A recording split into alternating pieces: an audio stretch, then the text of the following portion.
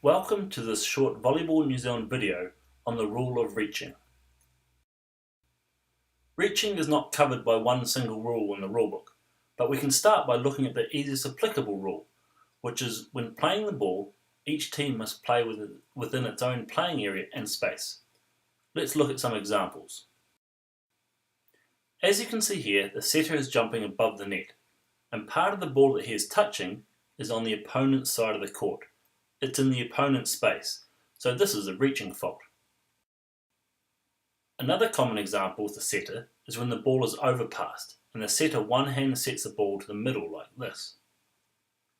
Looking at the replay, we can see that clearly the setter is playing the ball in the opponent's space, and this should be called as a fault. Sometimes the setter will set the ball too close to the net, or, as in this case, over the net. If we go back to the rulebook, one of the restrictions of the attack hit is that contact must be made within the player's own space. As you can see on the replay, the spiker here is hitting the ball in the opponent's space. We do have to be careful though, because the rules do say that a player may make contact with the ball in their own space and after their hand may pass over the net. On this replay, you can see that the spiker hits the ball in his space and after his hand just passed over the net. So in this case, play would continue. Here, the setter has set a high outside play and set it over the net.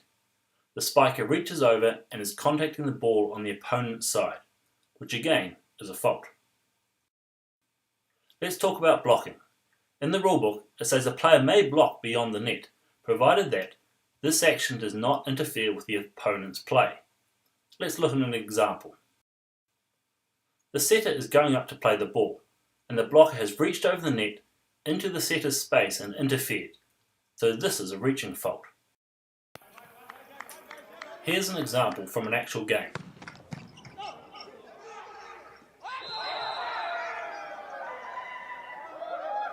It's very important to note that this is only a fault because the blocker interfered with the setter as he was trying to play the ball. If the setter had not jumped to try and set the ball, this would have been a legal play by the blocker because he wouldn't have been interfering with the setter.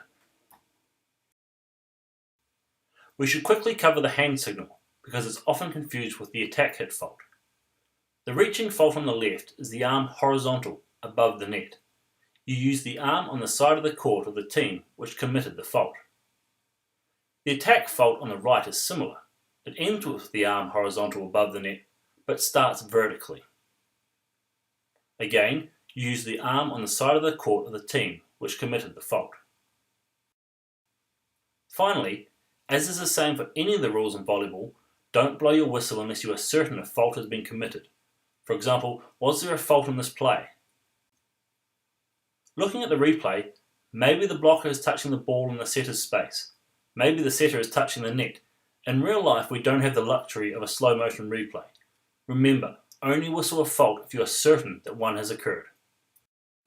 We hope that this has helped. Good luck with your officiating.